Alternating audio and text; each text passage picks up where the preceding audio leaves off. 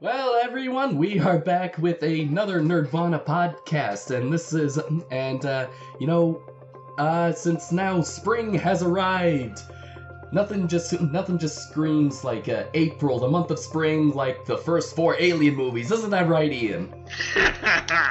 Hey, that's why I'm wearing this shirt. That's a very nice shirt. How symbolic, this season of new life. Chest bursting! So anyway, yes, for the month of April, it's going to be the Alien Quadrilogy. I think that's the only movie series that actually has that particular term. Which I don't know. I think the biggest mystery is what comes after quadrilogy? What's the word for that? Anthology. Quintology? I think so, yeah, quintology. Okay. Either way, yes. First movie is Alien, and Ian, what was your experience with this movie? Oh boy. Well, when I first saw it, it scared me to death. I actually saw it, crap, what year was that? I think it was summer of 2017, I think I first saw this. And I enjoyed it immensely. However, when I watched it for this reviewing, I was giggling so much.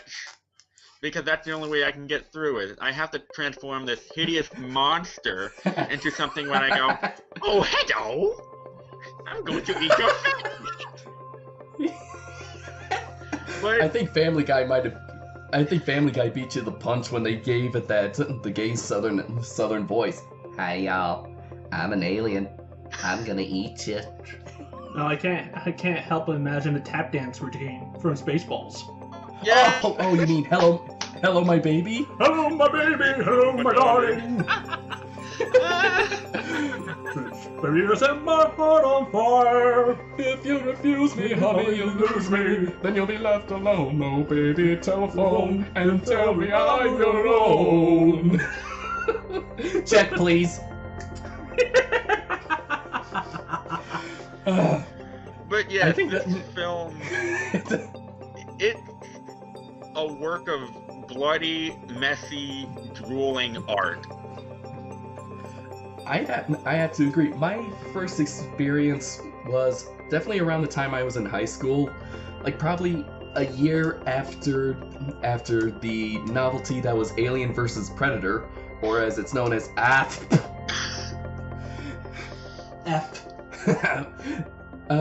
And so I was curious, and so I didn't want to go into a movie that had characters with established franchises. So I watched the first 2 Alien movies, and which is kind of funny because I found out later that those are the best ones in the entire anthology.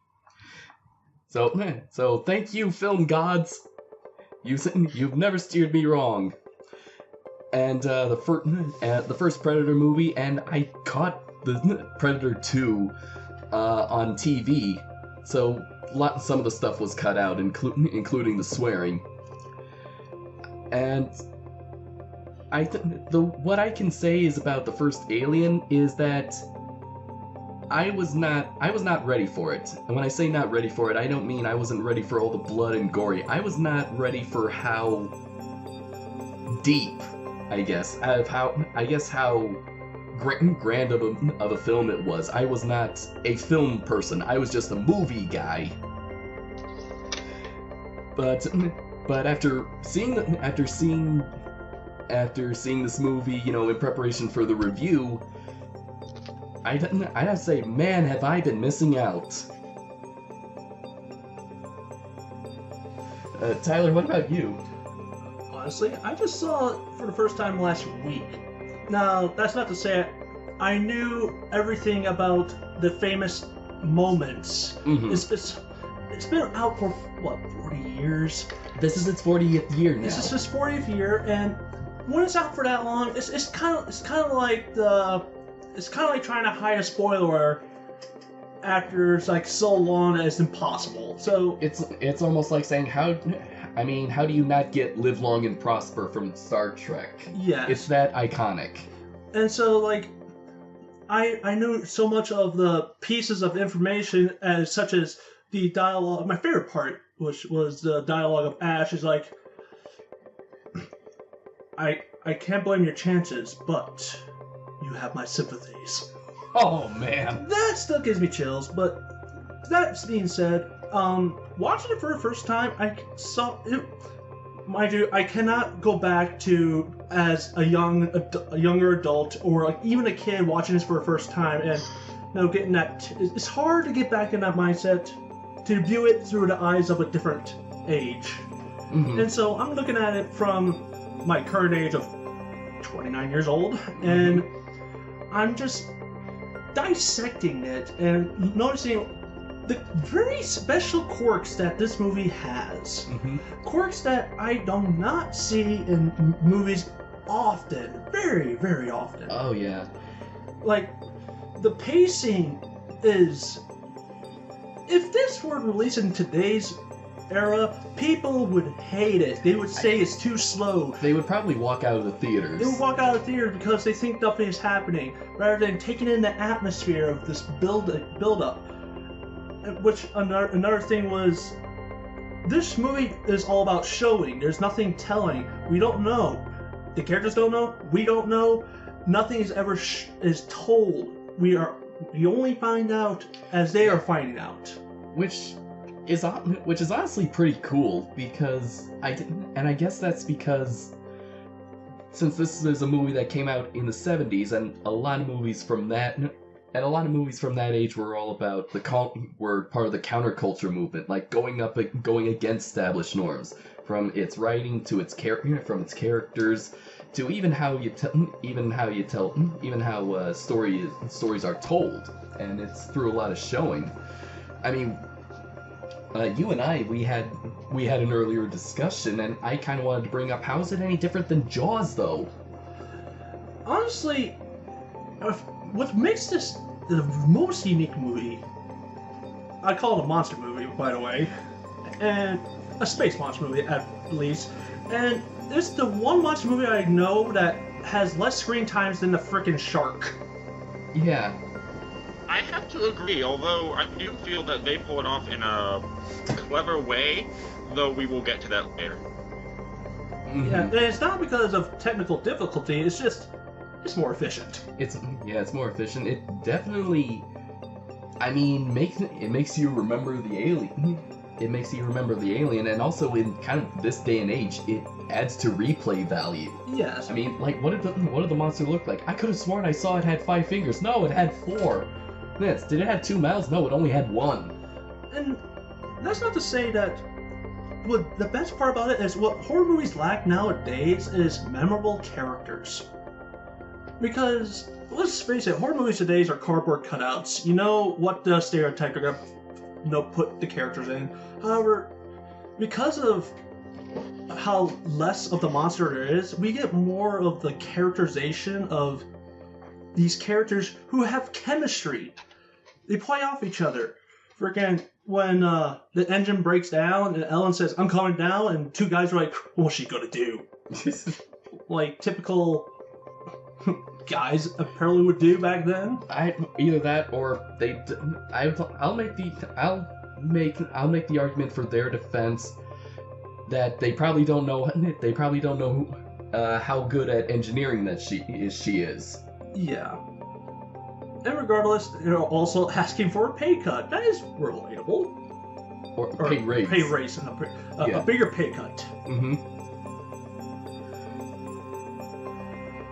And yeah, they are kind of relatable. Even the main captain named Dallas, and we'll also kind of get into let's also discuss the names later on, because that's actually fun to talk about production wise. But even the Captain Dallas, when he's just you can like after John Hurt's character, when he's finally okay, quote unquote, after his ordeal, and Ripley's chewing him out about protocol, and goes, I just want to go home. I feel like I've been on this planet forever. I mean, we can kind of relate to him on that. Freaking, after I punch out from work, do I want to stay around longer than I have to? And this was also a detour from the company. They were supposed to be they're a towing ship, and then all of a sudden they get orders from the company, which is revealed later in the sequels, I believe. Yeah. That they need to do an extra mission. What about you, Ian? Well, overall, the thing that strikes me. Now, I'm probably going to repeat things that have been said over and over and over by every person who's reviewed this. We can't... It's okay. This film, I think, is a bit of ahead of its time, and I know we're 40 years past when it was released, but it's still... Okay, so, to preface it, I think we can all agree that normal pregnancy is something that most people would consider sacred, correct? Yes. Yes. And the brilliant thing about this movie is that it takes a beautiful thing that almost every person considers sacred and twists it to something horrific. We have homosexual oral rape. We have a man becoming impregnated. We have childbirth, death in childbirth. All things that are generally considered to be specifically feminine characteristics being perverted and twisted onto a man. That's a very good point to bring up because Tyler and I were talking about like what were we going to talk about during this review, and I said I kind of have a feeling I want to talk about all the Freudian stuff in this movie. Yes. It's kind of hard not to. It's kind of hard not to, and honestly, the choices that have been made in the movie are kind of deliberate. Like the reason why John Hurt's character was the one to die, which also I kind of pointed out, he was the first one to wake up in the beginning of the movie and the first one to die. I don't know if that means anything. I just want to point it out. How is that essentially he's a victim of rape, and he unwillingly gives birth to this creature. The reason why it was him chosen, not him specifically, but a male character, was so that audiences could kind of feel uncomfortable, because this is not a normal. Back in that day, it's not a normal thing to happen. Men don't get raped, and they definitely don't get pregnant. Nowadays, half of that is correct. Yeah. Now, that being said, I did have to poke some fun. Like, I see a space egg. Let me stick my face in it. Oh, those curious humans. Yes. Yes. For science! For science! I honestly wondered what your reaction, Ian, would be, Ian, to that when I say it was for science. Well, for me, if it's for science, I would probably take out a notepad and document it, because I definitely wouldn't put my face over it. Okay. Well, you probably, even if you didn't know exactly what it was. That's just a standard thing in science. In chemistry, you don't put your face over a boiling beaker. Okay. I mean, I'm pretty sure that's logical. I mean, I'm not sure if people thought about that back when it first came out. I'm pretty sure they didn't think like, oh, let's look at this closer. Let's look at this more closer. I am kind of amazed at the design and how actually they were able to pull off the effect of the egg. Is that most of it actually was the inside actually was made with organic material. was either like sheep guts and everything. I was more impressed about the special effects presented in the movie. Mm-hmm. Yeah, let me. Especially when he shined his flashlight on the egg. Mm-hmm. Feature effects, okay.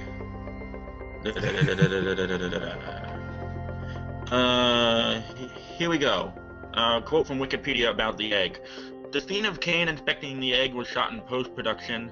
A fiberglass egg was used so that actor John Hurt could shine his light on it and the movement inside, which was provided by Ridley Scott fluttering his hands inside the egg while wearing rubber gloves.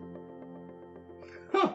That is impressive. Very impressive. The top of the egg was hydraulic, and the innards were a cow's stomach and test shots of the egg were filmed using hen's eggs, and this footage was used in early teaser trailers. For this reason, the image of the hen's egg was used on a poster and has become emblematic of the franchise as a whole, as opposed to the alien egg that appears in the finished film. Ah, okay. Intriguing. I always wondered why the egg looked different in the poster. Yeah, it's just a hen's egg. Speaking of that egg scene, I found out something that just made me giddy from a different fan's perspective. I'm a big fan of classic rock, British Invasion mostly, The Who, Rolling Stones, The Kinks, but my absolute favorite British classic rock band is The Who. And if you don't know who The Who is, just listen to the intro of CSI series. I hate to bring that up, but that's what they're famous for nowadays in this generation. But the laser lights that were in the egg incubator scene were actually the laser lights used for their stage show, and you can actually see it. And I actually encourage all listeners who have made it this far to YouTube. Won't Get Fooled Again, 1979, The Kids Are Alright, because those laser lights appeared in that little rockumentary. Talk about irony. The kids are alright. The kids are alright. So, and the reason why is because Alien was actually being filmed on the soundstage right next to where The Who was. That's kind of fun. That is awesome. Now, of course, watching this movie, there was some fun nitpicks that I wonder. There was a lot of things I did wonder about why they had to chop out some scenes. Mm-hmm. Because there was a lot of information missed over, like after Brett, got Shanghai up in the air, sky, vent. Yeah, actually, and I'm not faulting you. I'm not faulting on that. Yes, it turns out that a lot of re-releases, Blu-ray re-releases of the original Aliens franchise have actually had the original theatrical version and a director's cut, a longer one. And after seeing the movie, I actually did go out to Best Buy, got a Blu-ray version that has both versions of the 4 films. And in the director's cut, they've actually added a few deleted scenes, including the infamous one. Yes. The cocoon scene. The cocoon scene. But it's weird because, when you watch the movie, Brett, gets Shanghai, and you cut to the next thing. It was big, man. It was huge. Did you guys see it? I know that's just kind of jarring when Brett was by himself, and what? Mm-hmm. And that's something I had to disagree with Ridley Scott on, because he actually hails the original theatrical run as his vision, his most perfect vision, but he's not like George Lucas. No. He kind of knows where there could be some improvements. But I will admit that it doesn't look as terrifying when you see the director's cuts version, because it doesn't look as terrifying when he gets shanghaied up. It's more like he's just carried off screen. Mm-hmm. It's like when he's screaming, and it's more cheesier that the alien squeezes in his head like a tomato. Yeah. Well, the thing is that I actually did rewatch the director's cut. I watched the director's cut, and they still keep the original theatrical death, and then immediately cut to him being like yanked up, and with Parker and Ripley coming and checking, and they see the blood just trickle down onto them, and still even as a deleted scene, that's scary. That is scary. It's scary. And I was baffled, like, why not leave that in? That would give a lot more context. Pacing, run time. Maybe the executives thought it might be too gory. Remember, this is Fox. Now, even though heads change, maybe practices don't. Yeah. But I just want to point out that. Oh, geez, I just remembered something. What? Disney now owns the Alien franchises. That's correct. I have some details on that because I've been following this. Disney now owns Fox and all of its assets, including the Alien franchise. However, Disney has released a statement saying that they will continue with Aliens, Ridley Scott's Alien series, with still in horror. Okay, because my question, my thought was, are they gonna do this under like a Touchstone thing, like not slap their Disney logo on it, obviously, but hand it off to a subsidiary of theirs. Touchstone Pictures. I cannot answer that at this time. I will do some research and get back to you all on the next podcast. Okay, and the reason why I shouted thank you that that Disney was still going to continue is because earlier today I told Tyler that I'm kind of glad Ridley Scott is continuing the Alien franchise, albeit in a very weird direction. Still not happy with Covenant. Because if he wasn't in charge, if he wasn't sailing this ship, then it would probably be rebooted hard, and I have a feeling it might have gotten like the Ghostbusters treatment. If anything, it'd be more like Friday the 13th or Freddy Krueger, which is just meh. But by Disney, I feel like with kind of their direction, they would kind of make most all of the men either incompetent or assholes. Yeah, touche. Then again, that's typical horror. But and that's kind of funny because Alien, at least for the first 30 minutes, is sci-fi horror. It's just completely atmospheric. Then when the alien comes in, then it kind of turns into a basic horror film. Yeah. The more interesting part is the fact that now the previous year when the movie came out in '79, previous year John Carpenter's Halloween came out. Now I'm not sure if it was following the formula of what Carpenter laid out. Probably not, because I'm pretty sure it hadn't caught on yet. It was just still catching fire. Yeah. And so now did you guys know originally Ellen Ripley was supposed to die? I did not hear that. Yes. Ridley Scott's original version was to have Ellen Ripley speak into, "This is the Nostromo. This is Ellen Ripley. All my crew on the Nostromo are dead." Okay. And as she is saying Ellen Ripley siding out, that's when the alien is supposed to rip her head open. Ooh. And it was supposed to mimic her to send a distress signal or beacon to come to him. Whoa. But here's where it gets funny. Fox did not want that. I'm kind of happy, actually. Yes, the one time we're actually happy with executive meddling, because then we probably wouldn't get aliens. Exactly. Fox didn't want the monster to win. And weirdly enough, in the 70s, in the horror genre, there is no survivors. I don't know. In Jaws, the monster gets blown up. The body snatchers. The body snatchers. Yeah. Yeah, no one survived. Okay. True. Yeah. Oh God, that was actually a good remake. It was a good remake, but no, irrelevant aside.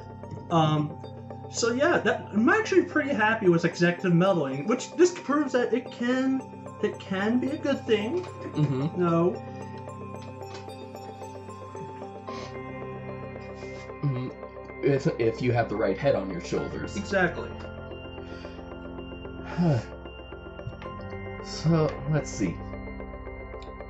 Crap! I hate it when we come to this part.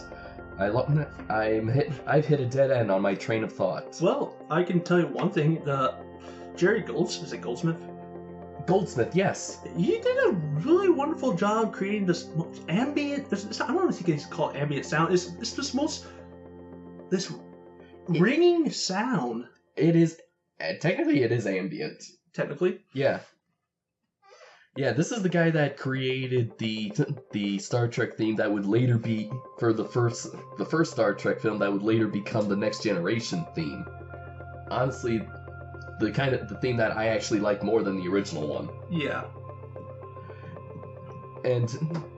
And yeah, it's the beginning, the opening credits, where line by line they spell out the title of the movie. And it's just that ambient track. That's how you do a score. That's how you do a score. You have an ambient soundtrack that kind of establishes the tone, and then you kind of go into the more lyrical melodies, like that we know for, all of James Horner's music, John Powell and How to Train Your Dragon. That's what's missing from live action movies nowadays, is that scores don't feel lyrical. They're not melodic. Most movies nowadays feel like it's just the music is white noise. I know. It doesn't accompany the movie. It doesn't provide a scene of context. It doesn't add to the scene. It's just kind of there to fill the silence. Mm-hmm. And funny enough, it's the ambient track in Alien.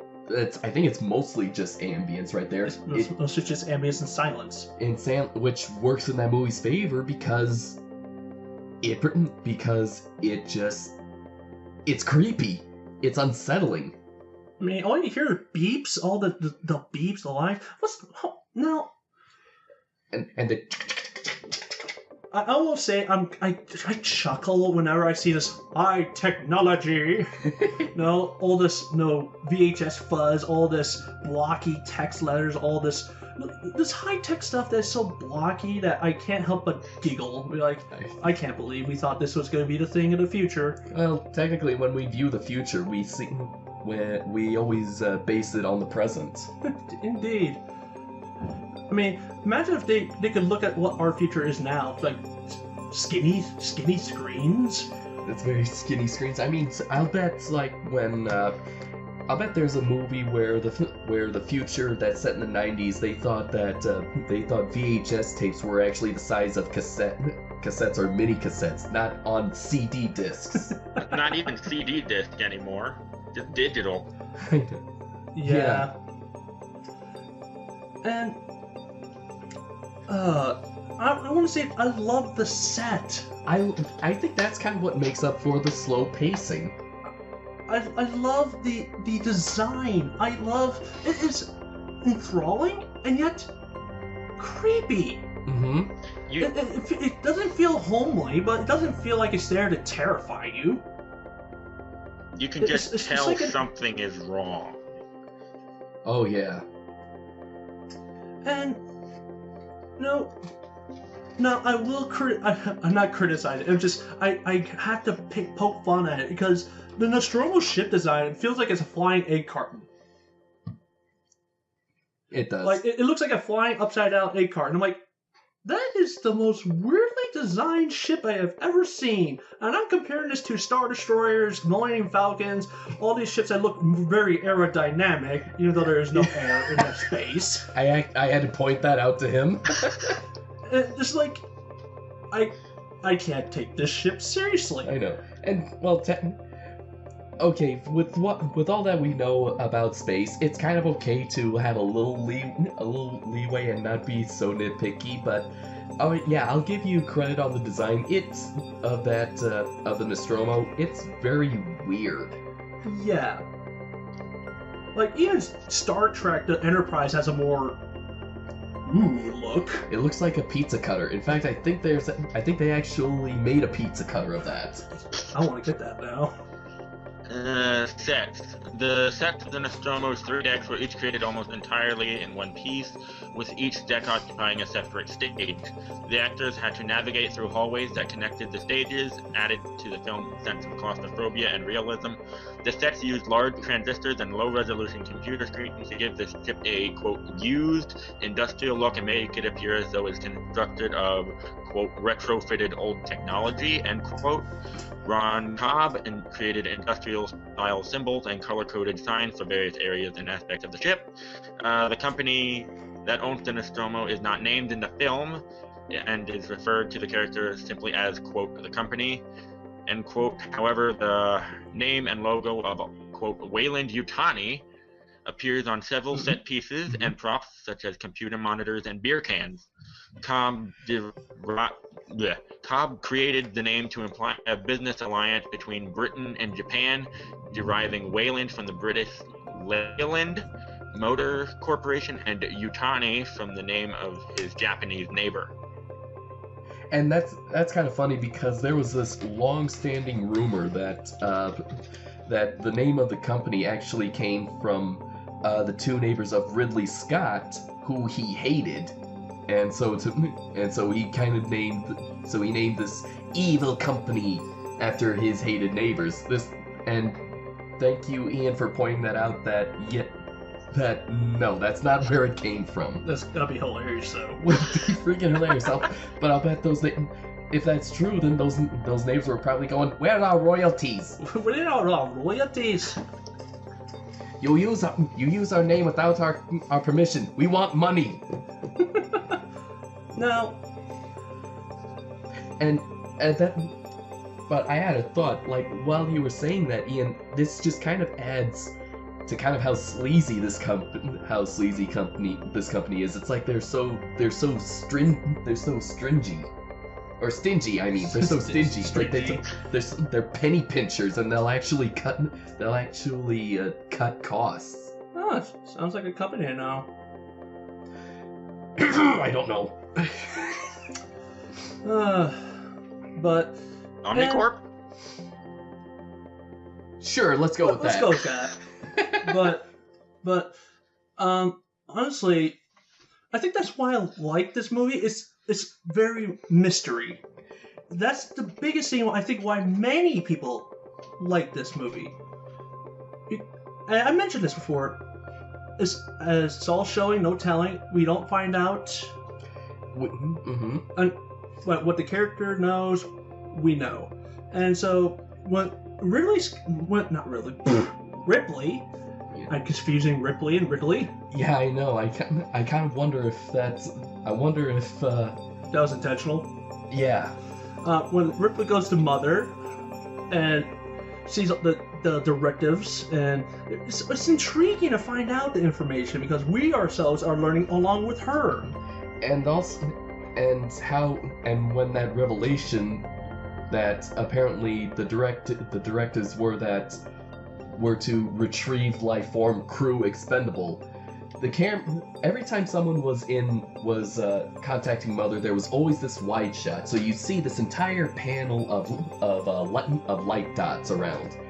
And then when the revelation that the company betrayed them essentially led them to the slaughterhouse, the camera zooms in on Ripley.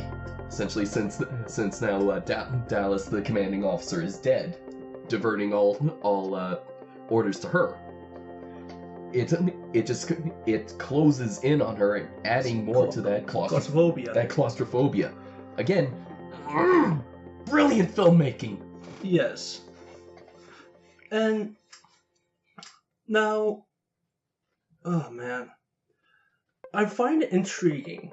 I really find it intriguing that the Soul Survivor, and now it's weird to think that Sigourney Weaver not surviving a movie, blaspheme. But when she first started this role, she was on complete unknown. Yeah, she actually got second billing. Yeah, honestly, no, she was the least well known out of all the actors who starred in it. So everyone else was expecting the other ones to survive except for her. She was the complete underdog. And honestly, we as humans, we love underdogs. Oh yeah. As we instinctually want people to succeed. Now, let's talk about the one scene that actually scared me. The only one that actually scared me. Which one? When Ripley managed to escape the self-destruct. Oh, right. Now she's like, oh, I yeah, hate you, that's mother! right. I hate you, mother! And she goes and manages to get down to the escape shuttle, and she flies away, manages to escape, and she's relaxed. Everything's calm. She just recorded her message. Fan service stuff. It's the 70s. It's 70s fan service stuff, and it's about ready to she has her pet cat. Awesome. And her pet survives, and she's about to. She notices something weird in the wall. And this is what I said, and it was completely unintentional. I was like, hey, that tube on the wall actually looks like the head of the alien, without missing a beat. Yeah, that actually scared me. And I jumped too, and I was both you and Yana were like, did you know? That's why are you scared? You knew that was gonna happen. I was like, I didn't. I swear I didn't. Yeah. Oh. That's just okay. Wrigley, that was brilliant. Mm-hmm. Because it looked like a freaking wall. It looked like pipes. It looked like it belonged in the scene. That's how you do a jump scare. Like, we were looking at the monster, like, really straight in the face almost. Like, well, side of its head. Yes. But we were literally staring at it. And that... Oh, yeah. Now that we're back on the topic of the alien, we have to talk about its design. Its design is based on H.R. Giger, who apparently was also an inspiration to Joel Schumacher, who famously created Batman Forever and Batman and Robin. That's neither here or there. I'm sorry, did I say famously? I mean infamously. Again, that's neither here or there. Okay. But yeah,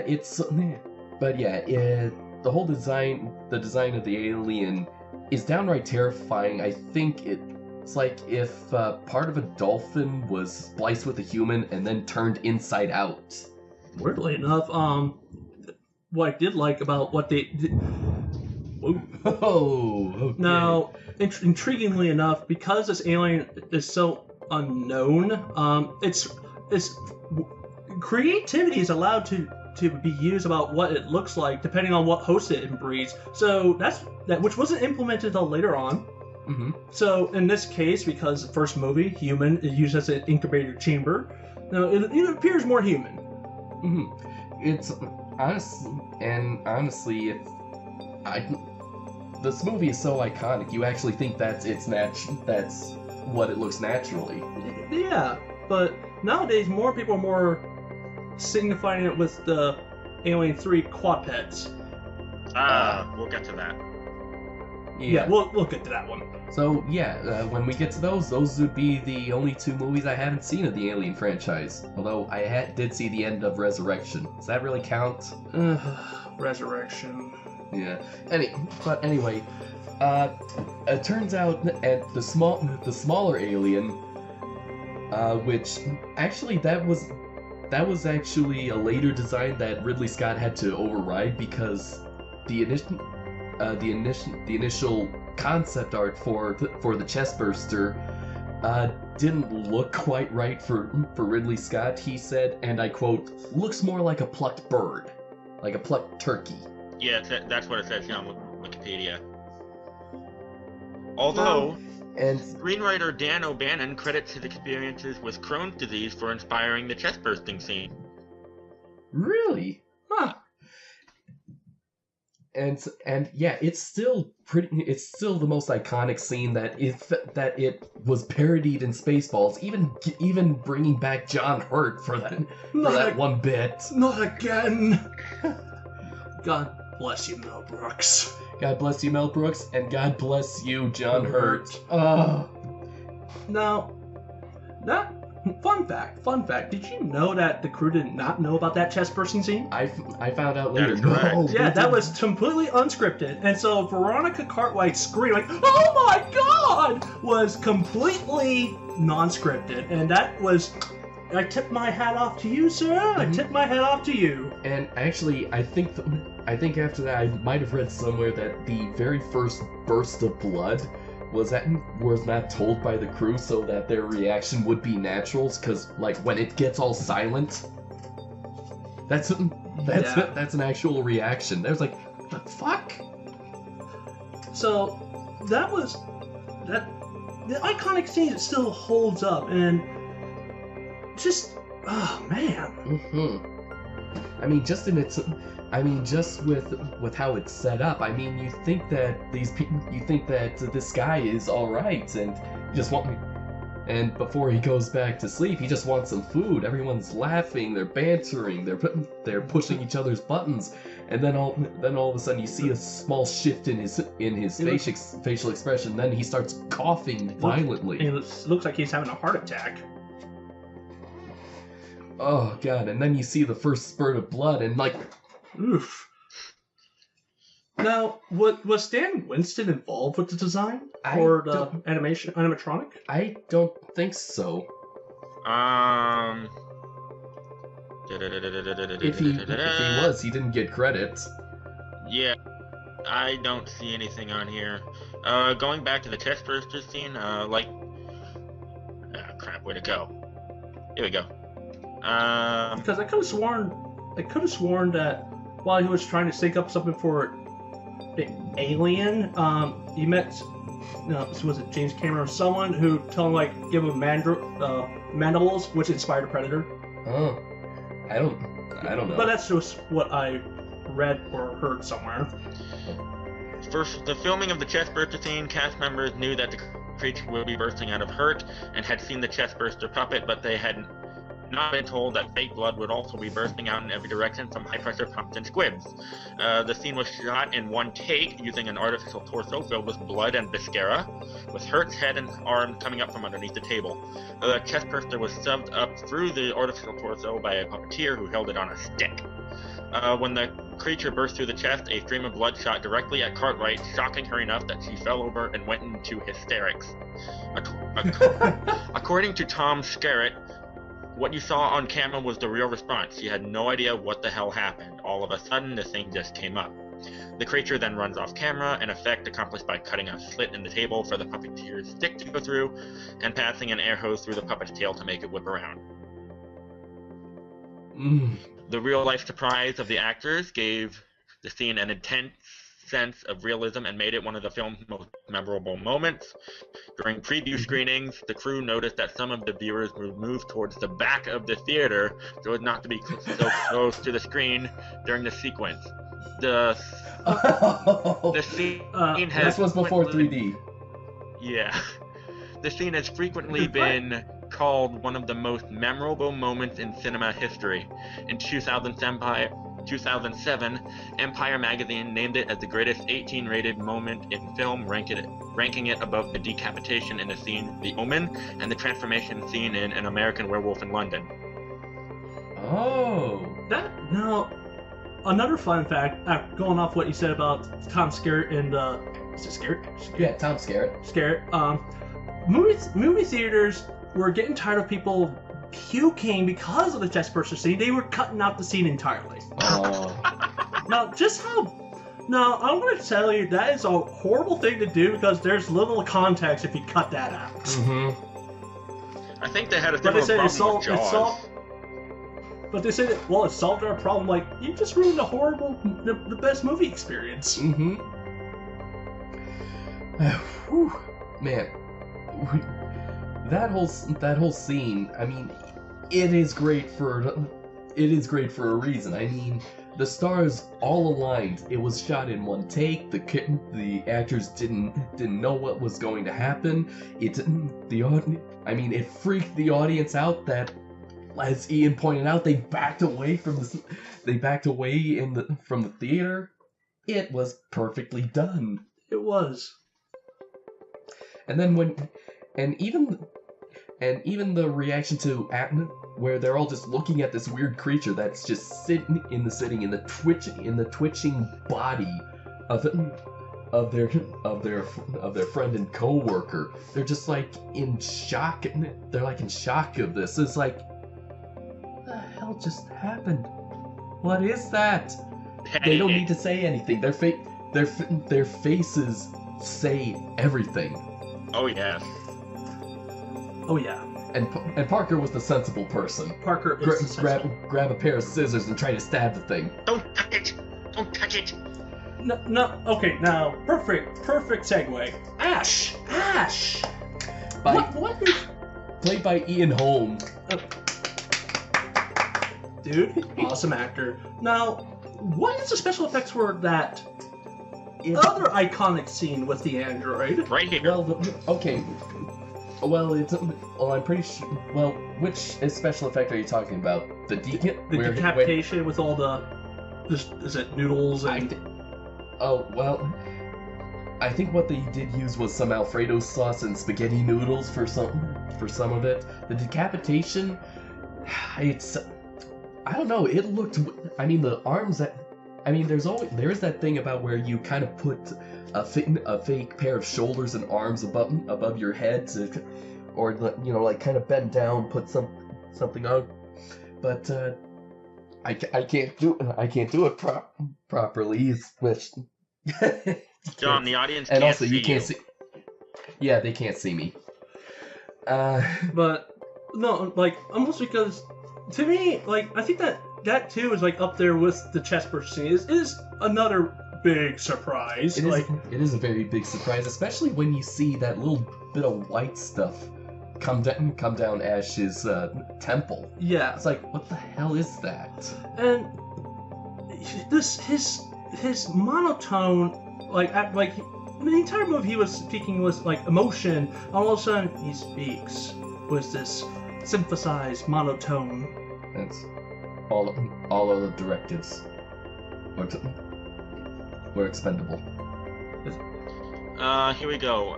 I admire its purity. For the android's innards, list here is milk, caviar, pasta, fiber optics, and glass marbles. I did see some marbles in there. But like, I think Ash has the best catchphrase in the entire movie. Honestly. Don't touch it. Well, no. Like, his entire monologue is the most memorable part in terms of dialogue. Oh, you have my sympathies? You have my sympathies. Apparently that was the scene that you knew even before seeing the movie because you saw it on YouTube and you were able to quote that. Yeah. And after that was ended and he gives that smile, I mean, that's like the most polite fuck you it is I've ever heard in a movie. It is the most polite fuck you ever. And it's kind of funny is that after Parker like torches the head, and you see kind of like it's nothing like a little white mannequin head, looks an awfully lot like the engineers in Prometheus. Yeah. I wonder if that's where the company got the idea. I mean, and just think about how she was going to kill Ripley. Good God, shoving magazines down. Actually, funny bit of trivia that kind of makes that scene lighter is that Ian Holm actually did Ridley Scott told Sigourney that Ian is going to shove a magazine up your hooter. Weaver did not understand that that hooter in British actually means nose. She thought he meant breast. Oh lordy. Oh man. So cultural differences. Oh, that's funny.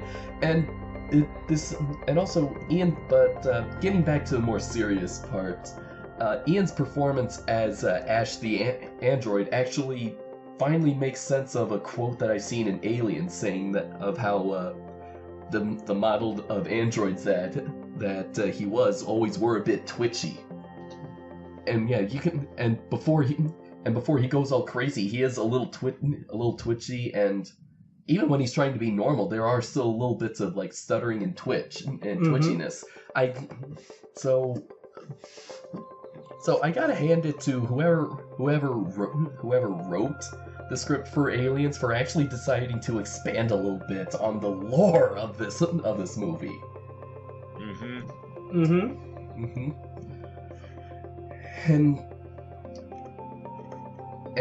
But I do have to nitpick a little bit about that. Why is it that the crew did not just completely confine Ash after he tried to stop Parker from killing the newborn alien? That is a good question, but honestly, well, as Dallas would say, he is a scientist. He didn't have to kill him. Probably like quarantine or lock them in the brig. Yeah. I mean, maybe a towing ship, but they probably still have a place for insubordinate workers. Indeed, but then again, remember, Dallas did violate Ripley's order. You're not protocol. Quarantine protocol. So, if he were to do that, well, yes, he's a hypocrite. Mm-hmm. And as you said, I just want to go home. True. All right. Now, the other iconic scene, which is, there's two more, honestly, in my head. The one that I have to point out because I'm going to be trying to play this game live stream, Alien Isolation, which involves a motion tracker. And there's a terrifying concept that you can only see the thing moving on a flat dimension with a dot. And you can't tell if it's high or low. Can't tell how far it is? You can't tell if it's above you or below you. Nope. You just know it's near you. No, yeah, it's within the vicinity. Yep, I've seen it. I've seen playthroughs. Check out Markiplier's channel. Yes. Good old Markiplier. Good old Markiplier. Yeah, it's my deep voice and pink mustache. Notice me! But no, I'm gonna be anyways, I'm gonna be streaming that at some point. But regardless, it is a terrifying. Huh? I will be tuning in for that. But thank you. But it is terrifying because Dallas is trying to hunt down this creature, and he's like, where do you go? And also, it's heading towards you, and he's looking around, and you're looking around. It's like, where could it be coming at him from? And so that does add this heightened tension. Mm-hmm. Oh yeah. Man. However, what about you, Ian? What about the design of the actual adult alien? You know what? When I mentioned all the Freudian stuff in this movie, I found out a few interesting facts that went into the costume and giving the alien its look. The tendons for its jaws? It was actually made from shredded condoms. Mm-hmm. Yeah. And apparently to give it that oily, slick look, KY jelly.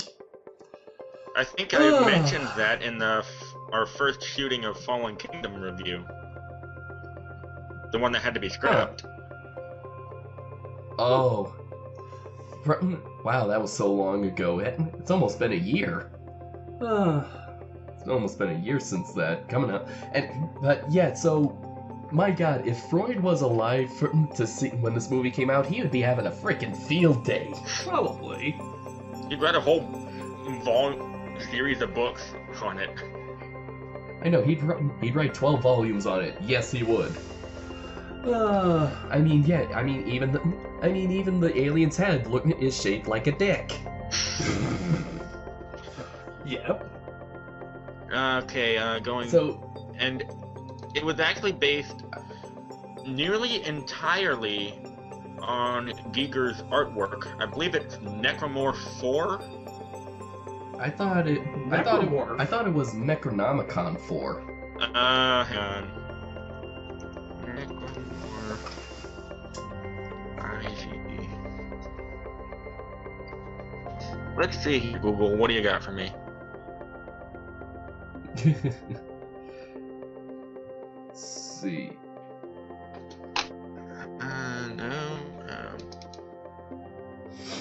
No, that takes me to Dead Space. Yeah, that's what I was gonna say. Necromorph is not.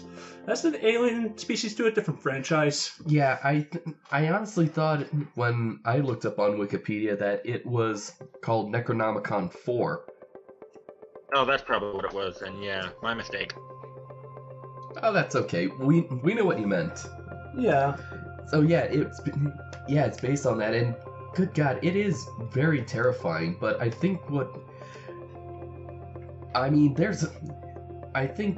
in pop culture it's seen as like the ultimate killing machine. It is.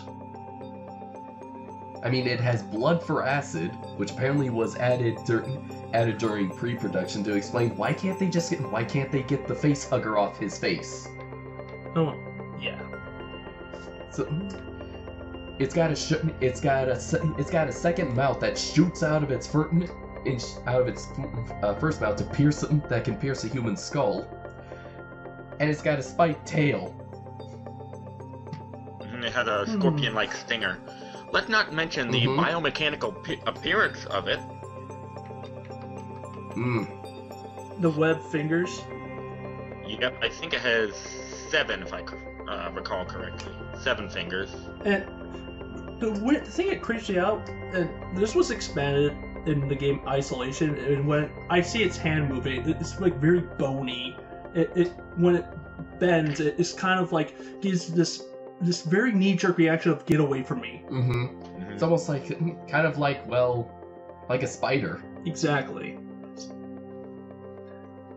I hate to go on topic. I do remember another fun fact. I don't know if you guys know about this, but I think at one point Veronica Cartwright did slap Sigourney Weaver. Yes, actually, hold on. There was that came up on IMDb because she kept flinching. Let's see. Hold on. Where was that? Let's see. Animatronics. Let's see. Original cut was bloodier. Creatures never filmed directly in front of the camera. Let's see. Original draft title was Star Beast. Oh, here we go. A scene originally cut but reinserted for the director's cut shows Lambert slapping Ripley. Lambert is Cartwright's character. In retaliation to Ripley's refusal to let her, Dallas, and Kane back on the ship. According to Ridley Scott and Veronica Cartwright, every time she went to slap Sigourney Weaver, Sigourney would shy away. After about 3 or 4 takes of this, Scott finally told Cartwright not to hold back, really hit her. Thus the very real shocked reactions of Weaver, Yaphet Kotto, who plays Parker, and Harry Dean Stanton were... Oh, thus the very real shocked reactions. Okay. Yeah, just imagine Ellen Ripley being slapped by Veronica Cartwright.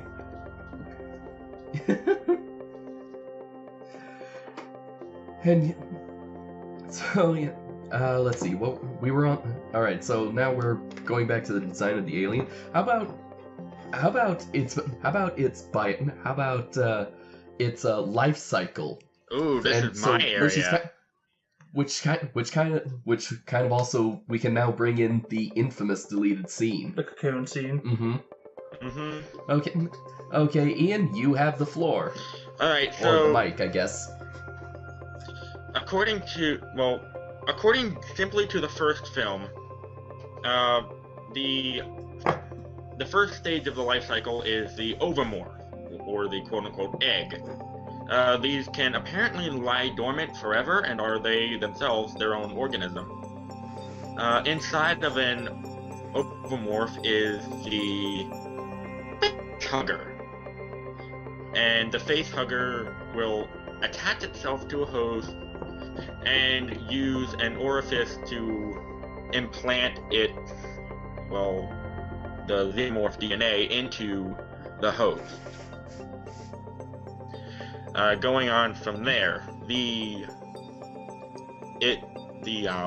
is what I like about the face hugger. Not only does it impregnate an organism, regardless of what sex the organism is, it also acts as an umbilical cord, keeping the host alive by feeding it oxygen. Mm-hmm. So eventually the face hugger falls off and dies, and after what I presume to be a couple hours, maybe, would you say, until the host... I think it's supposed to take like up to a day at the most. Okay, so about 24 hours until the host wakes up from a coma, and then everything seems normal. All bodily functions are restored, and things seem relatively okay. If I recall correctly, and this is shown, the host has a ravenous appetite, because its energy is being used to grow the baby alien. Now, the baby alien, once it's reached a certain size, it will then do everything in its power to escape from the host body, which it typically involves chewing its way through the rib cage and the sternum.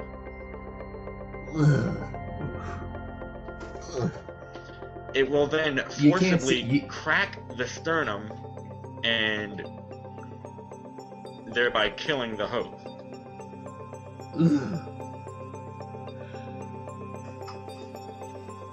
Woo! The little chest bursters will then scurry away to find a place to nourish itself on whatever food it can find and shed its skin to grow. I'm gonna have to remember that, because that's also a nitpick I have. After on. What we know about it thus far is that it sheds its skin at least once, possibly more, and it will eventually sprout, depending on the host, it will sprout limbs, a phallic shape of the skull, protuberances along the back typically, though not always, again depending on the host DNA. It will generally be very aggressive and very strong, and will have an intellect similar to the host. Similar to the host. Similar to the host. Depending on the intelligence of the host, that will in turn affect the intelligence of the xenomorph organism. Oh boy, am I glad that this did not take place in Nazi Germany. Oh god. Can you imagine an alien with the mentality of Hitler?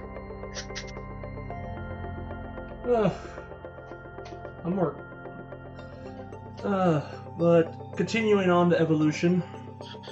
Then the alien will proceed to eliminate all threats from the immediate area so that it can start a hive of its own. Depending on certain theories, it will itself create new eggs from other organisms in the area, or it will simply grow into a queen. It seems that both theories are correct. And it will that's create what more gives eggs us... and give us using a queen the host eventually. as well. Eventually, so using Captain Dallas as transforming him slowly into an egg. and Brett, and that's what gives us the infamous cocoon scene. I don't know why it's so infamous, or even why it's cut, but apparently when it surfaced when it did surface on the internet, people were kind of like demanding it. It was like the most talked about scene. I guess maybe because we wanted to know more about the alien. I keep saying this, like, we want to know more about this. I think maybe because since the scene actually came up after Aliens, which added to the lore of the aliens, that they are like a beehive. So or even like an ant hive. There's a queen that breeds all of them. This scene pretty much says that no, you don't really need a queen to make eggs. What you need is an alien and some unwilling hosts for the organic hosts for the eggs. So they both align, because if you don't have a queen, you gotta do something to get something started. And it's honestly brilliant. Yeah, and also even without the context, that scene is still so very chilling, because you see Dallas, who's like withered away, and he just very weakly begs Ripley, "Kill me."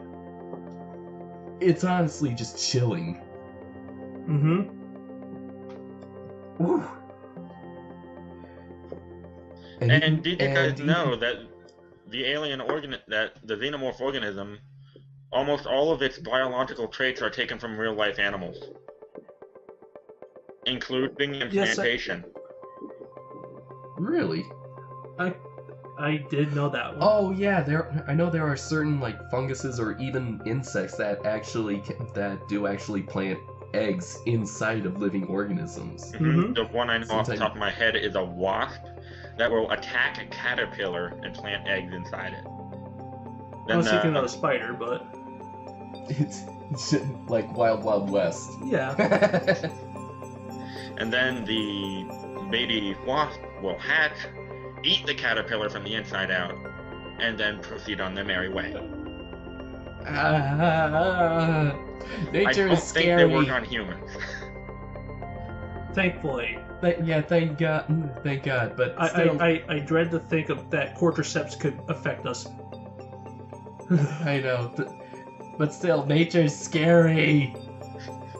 And then, of course, there's the taking of the host's DNA. That is also something we find in nature here on Earth.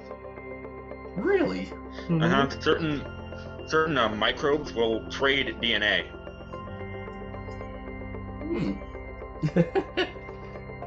I think Hiccup wants some attention. Yeah. I just remembered. Toothless is in this kennel. Oh, excuse me.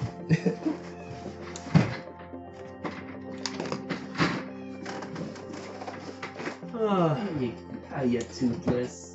So, come here, Hiccup. out of curiosity, what's your thoughts on, like,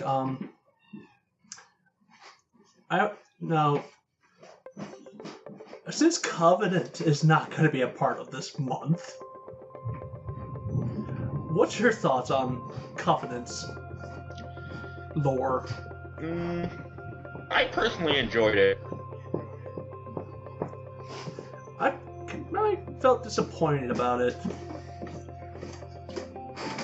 The idea that the alien's a biological weapon. Yeah, I didn't exactly appreciate that, but I still enjoyed it. Okay, I'm back. Hello again, John. Alright, so about the biological weapon, I kind of remembered at a point you wanted that you were going to call the alien biological weapon throughout the whole thing. Yeah, it's like, but yeah, just imagine instead of aliens, just biological weapon. The movie. Honestly, I would have taken Star Beast over biological weapon. Yeah. That would, because it just kind of ruins it. Because we're naturally curious about if there's life beyond the stars, and this ultimate, destruction of a beast. Mm-hmm. No, and only find out it was man-made. Yeah.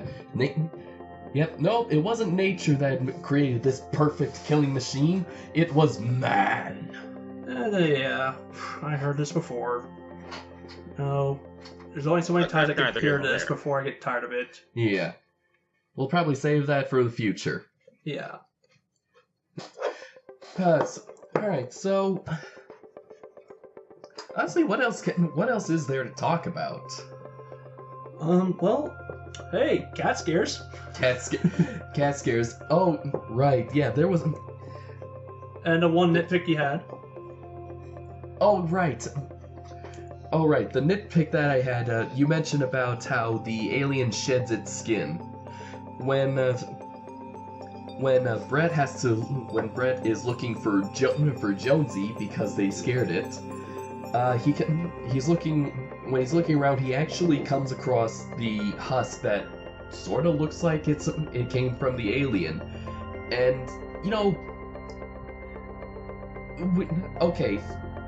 Given the context, we've seen this kind of stuff, especially in Tremors. How usually shed skin of what you're hunting or what can kill you is usually a bad sign. But still, I honestly thought that okay, if you found shed skin or something that does not belong on that ship, don't you think you should probably say screw the cat, let everyone else know about it? That is logical, but the problem is they're using motion trackers, and the cat's going to interfere with that. True. But still, don't you think it's kind of important to tell everyone? It's like, hey, I found this thing. It looks like skin. It is. That is true. And I think we got a bigger problem. I think we got a bigger problem than the missing cat. But hey. So that's my only nitpick. Honestly, I was just kind of happy the cat survived. Yeah. I was so happy to see that cat survive. Oh yes, pet immortality. Almost like child immortality. I wonder if that's going to be tested with La Llorona. La Llorona? Yeah, a horror movie that's coming up sometime this month. Oh yeah, I think I might have seen a trailer for that. Yeah. But that's neither here or there. Mm-hmm. But honestly, what I will admit, the biggest thing I will dig in on, like, oh my god, this I could live without, is the self-destruct sequence is awesome. It is terrifying, but the lights flashing, boom, beam, bam, boom, my eyes are flashing epilepsy central here, that I'm going like, oh my god, my eyes. Yeah. I wanted to wear some sunshades. I think I remember saying, hey, it could be worse. It could be that banned episode of Pokemon. I'm freaking thinking it inspired it. That banned episode of Pokemon that actually sent about 1.5 dozen children into seizures in hospitals. Ugh. Because of the flashing bright red and blue lights. Oh man. But yeah, it was like, that's the only thing, like, it is awesome. No, it gives tension and scare, but my god, it hurts my eyeballs. Yeah. Although, again, I think it's the 70s. I think that was probably for the drug trippers. Oh, we're going back to this again. Mm-hmm. Drugs. Am I seriously high, or am I seeing a face in that cloud? Does that wall have a face? Dude. Hey, dude, don't look now. But I think I see a ghost in the chair next to mine. I'm right over here, man.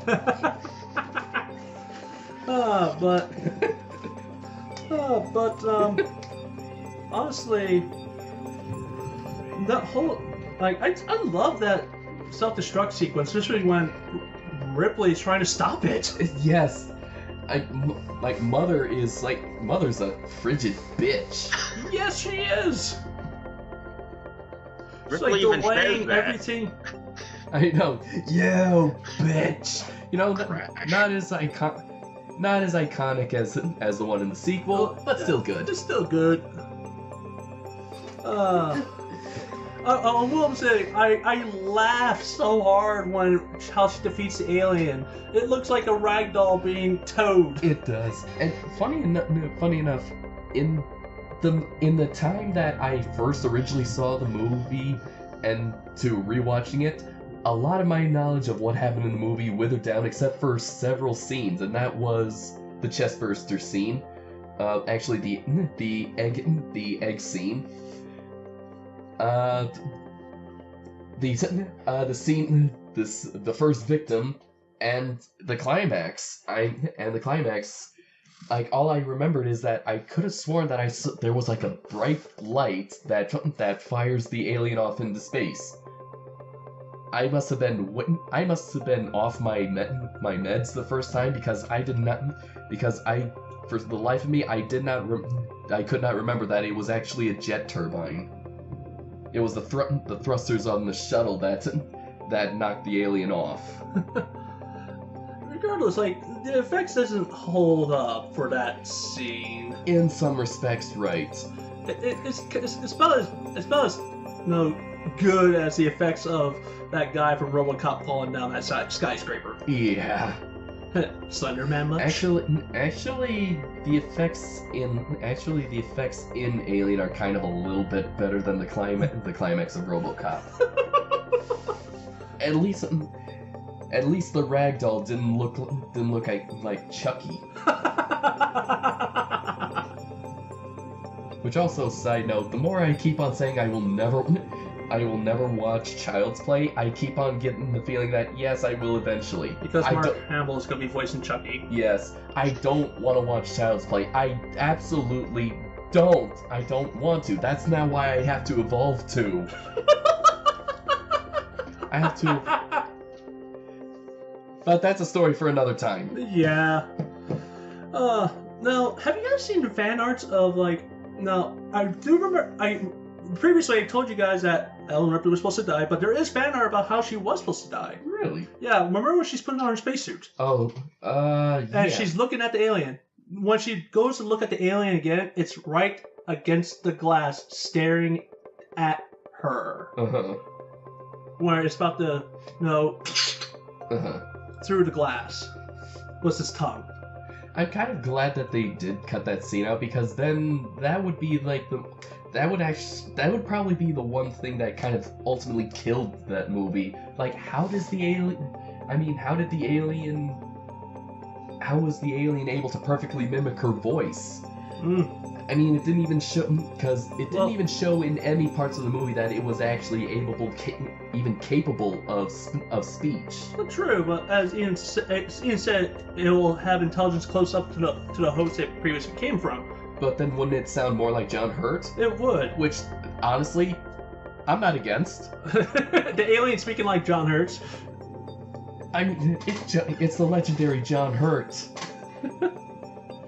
Obviously, that would be more terrifying. It would be, actually. I'm going to lay eggs that are going to attach to your face, and my little children will burst out of your sternums. God.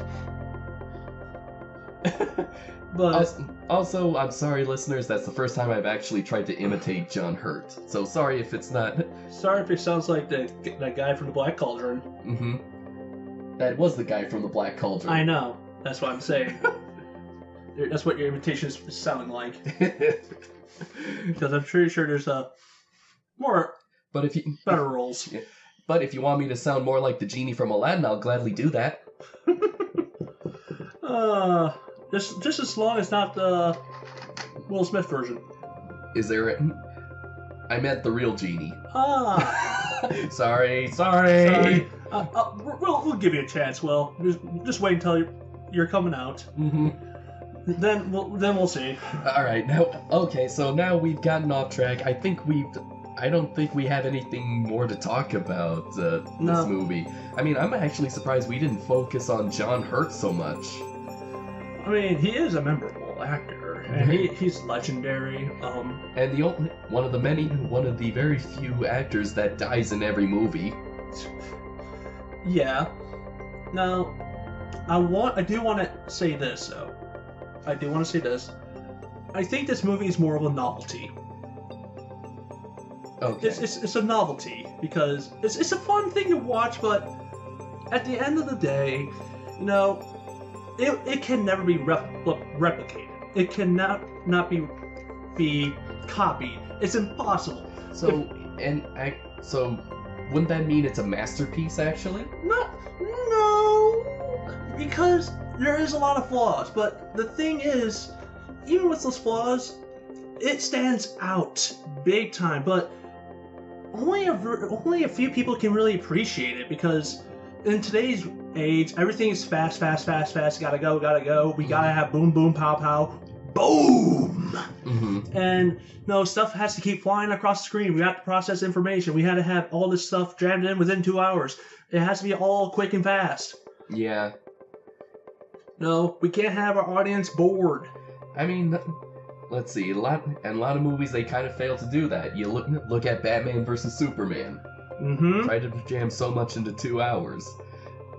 And then on the opposite spectrum, you have Infinity War, which does it good. Does it very well, and of course, tells the story from the villain's point of view, which now makes everything easier to understand. But with Alien, sorry. Yeah, but you continue. But yeah, that's what I'm saying. Like, it is a novelty, and one that, unless you have a really special touch to try to attempt a style, it will be very hard to even pass today. Mm-hmm. And I'm kind of in the same way. It is a movie that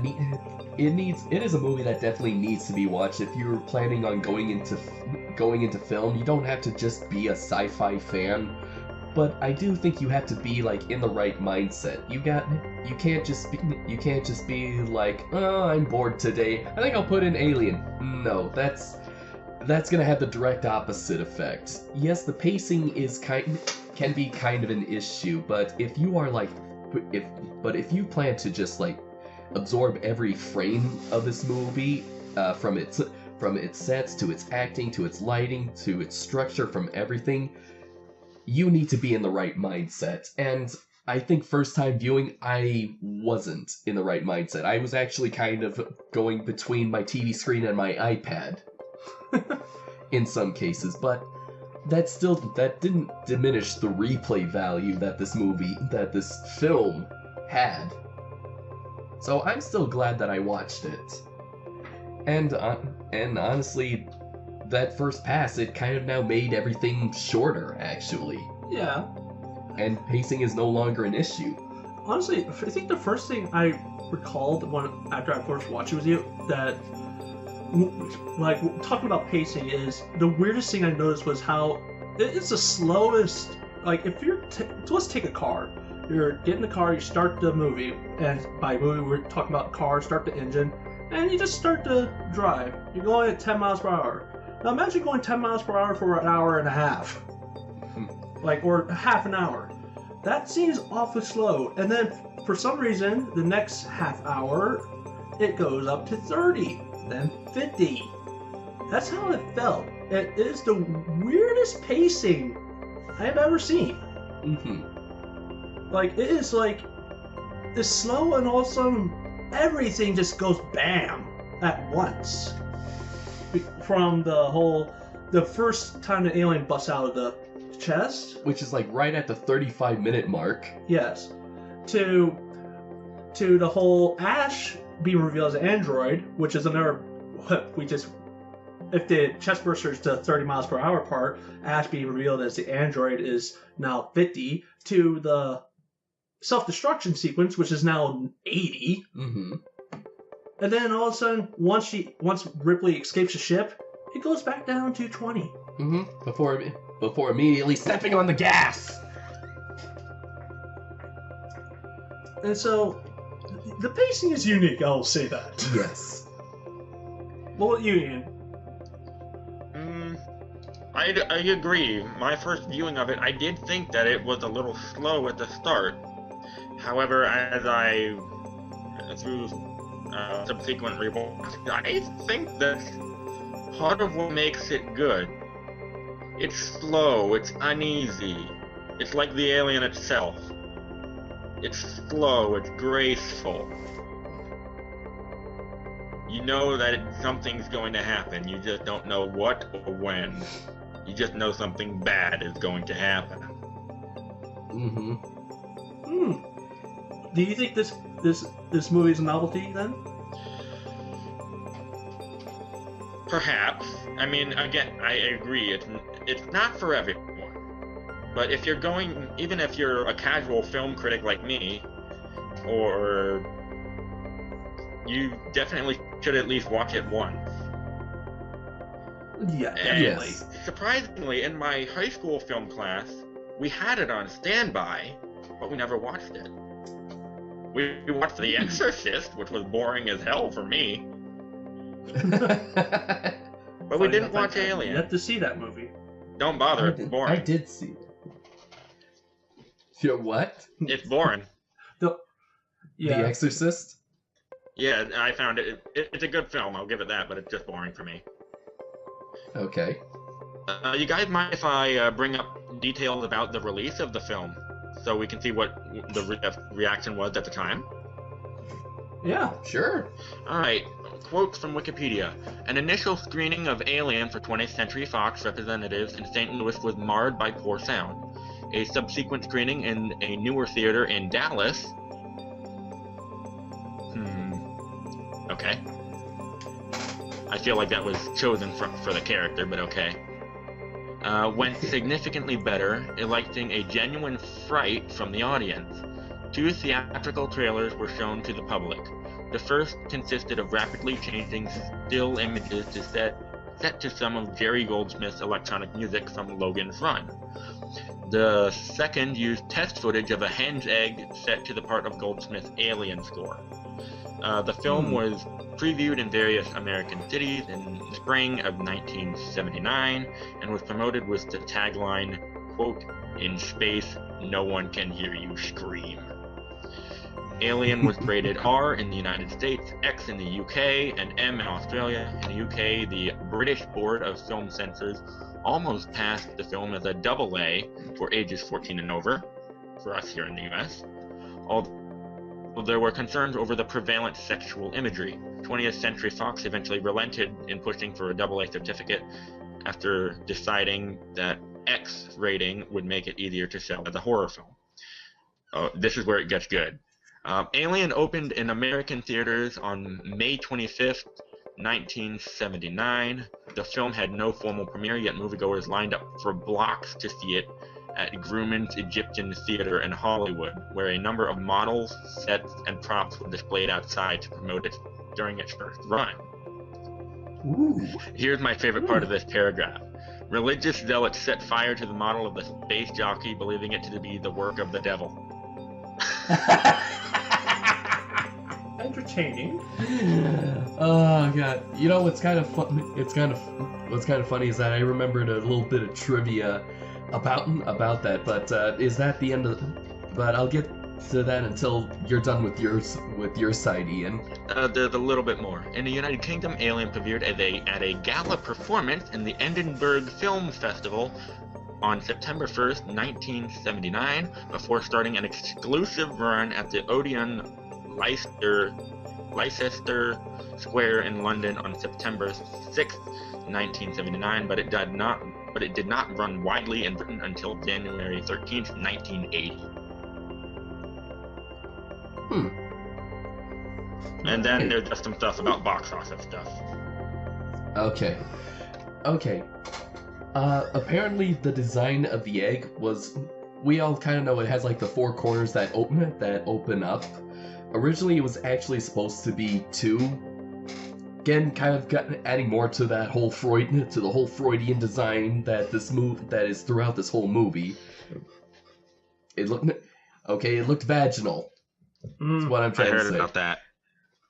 But apparently, something. I guess the executives said that this, because of that, we can't have that design, because then then a lot of Christians will probably like protest the movie, because that has to get an X rating, that kind of thing. So apparently in a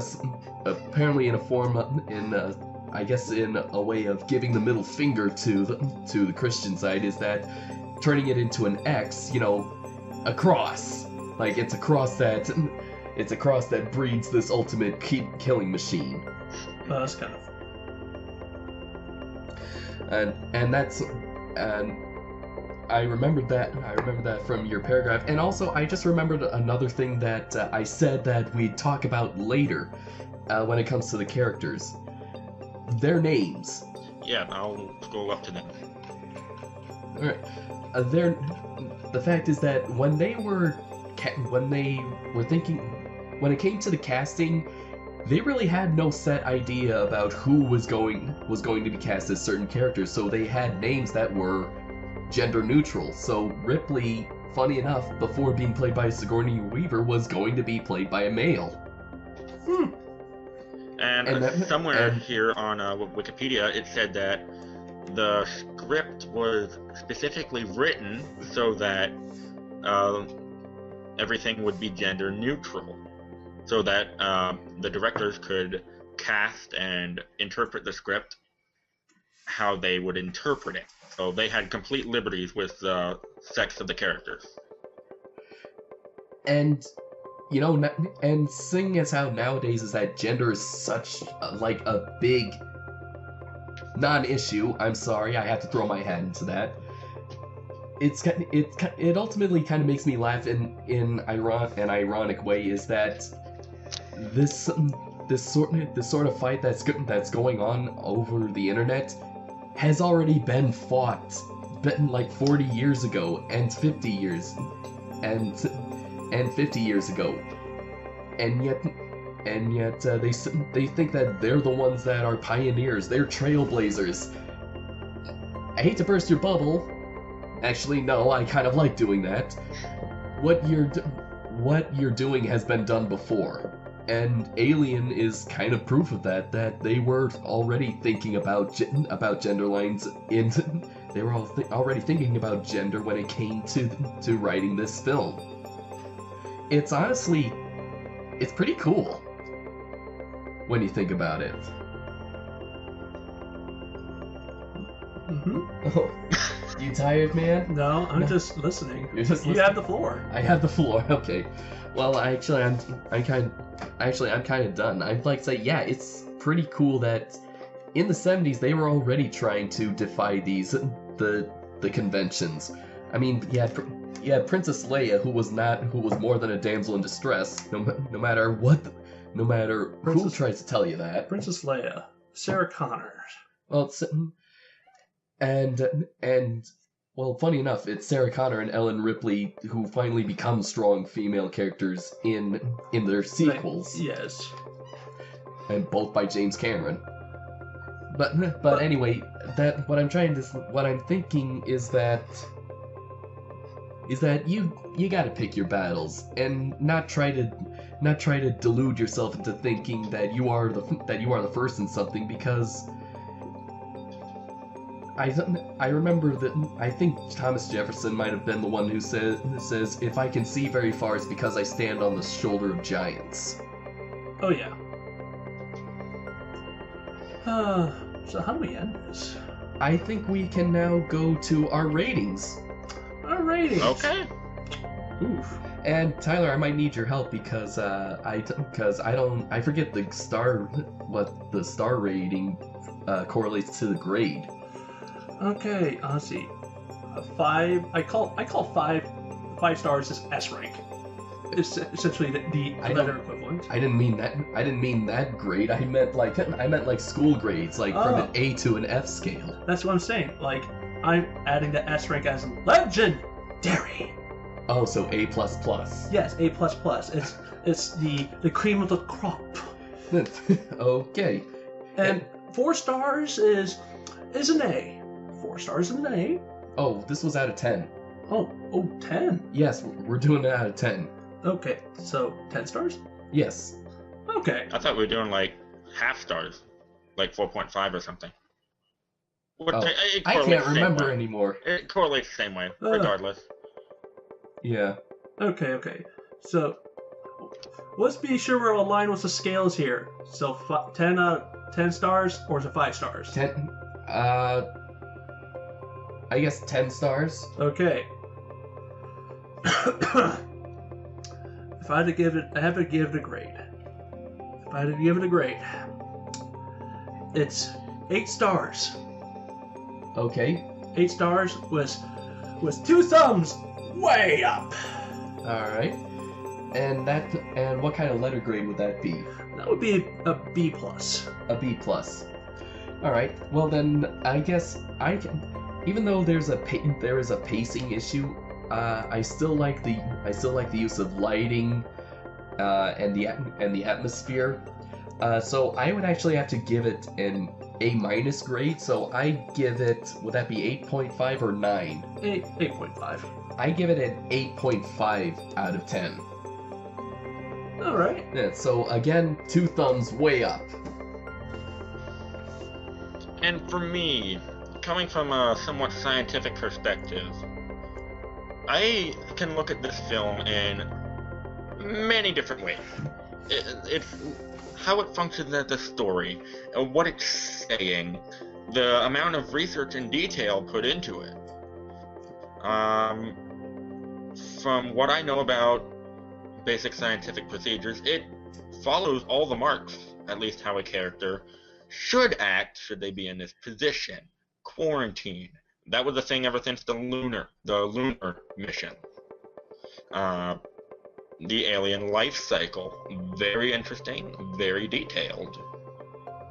How it portrays its characters, not so much as people, but as things to this alien creature. What it represents to them. Overall, the film is very solid. The effects hold up rather decently, considering when it was made and what is not shown. This film plays on the old show don't tell in an interesting way, in that it doesn't show. It keeps it hidden and taps into a primal fear that we all have, the fear of the unknown. And as such, due to the impact on our culture that it's had, and how long the film has lasted, it's now 40 years, and we're still talking about it, I have to say this film is at the very least for me, 9 out of 10. Now, me giving it 8 does not mean it is bad. It's just, no, things age, and some age gracefully than others. Mm-hmm. That's just a nice way to put it. But no, nothing is perfect, and no, I'm judging this by its theatrical version. I have to judge it by the final product, and since things are cut out, such as Brett, being taken up to the rafters, and the characters like, we saw the thing, like, we didn't see you looking at this thing. So, and then there's just some things that could be improved upon. Mm-hmm. And even the director agrees. And so it's like, and I hope nobody's taking it wrong that me just giving it an 8, it means like it's not that great. It's just it's like I have big respect for it, but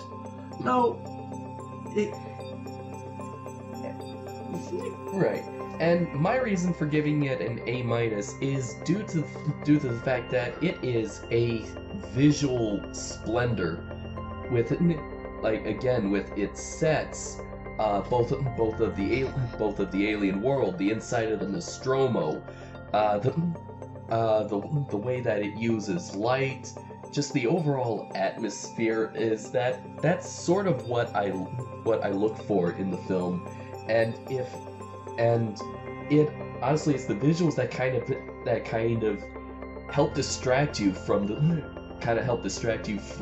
the slow pacing of the first 30 minutes, because even the lack of sound, because you're just looking all around, like seeing like where could the alien be? Where's the face hugger? Is it behind? Is it behind her? So you're just searching around the whole set along with these characters, and so again kind of bringing you into the experience with them, and that's kind of why I think it's an A-. And true, some effects don't hold up, like some of the wide shots, like out in space where you see planets, or even the explosion looks a little too, well, cartoony, like a little too cartoony for my taste. But I can forgive it because I'm used to that. It's a distinctive look for those older films, and number two, well, I just said the last part. It's an older film. Mm-hmm. And like I said, I'm glad that I saw it. I'm glad that I saw it again with much better eyes, with much more experienced eyes than what my high school self didn't see. I don't know. I kind of regret not being able to see it when I was much younger. No, there's certain periods you can only watch and experience it differently when you're at a certain age. Mm-hmm. Watching it when you're younger gives you like a different worldview compared to when you're watching it older, where you're much more jaded and you're like you're looking at it through a much more harsher critical lens. Mm-hmm. You're not loud, but that's where it's impressive that this thing still wowed me. Mm-hmm. Now, at age 29, watching it for the first time, and it's impressive. And let's see, it is. I have to agree with you. And I think with that, we now conclude the first podcast of Alien April. Tune in next time when we review the highly praised sequel that I think might have actually relaunched James Cameron's career. Yeah. And cemented Ripley as a very strong female character. And also made the most awesome yet terrifying sequel name that you could ever add to a sequel name instead of having just a 2. Mm-hmm. Yes. Just add an S. Yes. Make it plural. Make it plural. If one is scary, nope.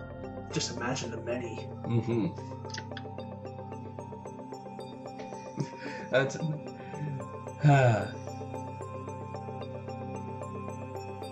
But until next time. Yes, until next time.